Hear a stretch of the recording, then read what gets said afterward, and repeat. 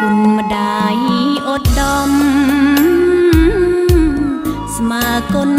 ព្រះធំធេងហើយខ្លាំងណាស់លើលោកីម្ដាយសួយលំបាកនឿយហត់ពេកក្រៃឲ្យតែមានថ្លៃកូនបានសុខសាន្តគ្រប់កូនប្រុសស្រីគួរយល់ចិត្តម្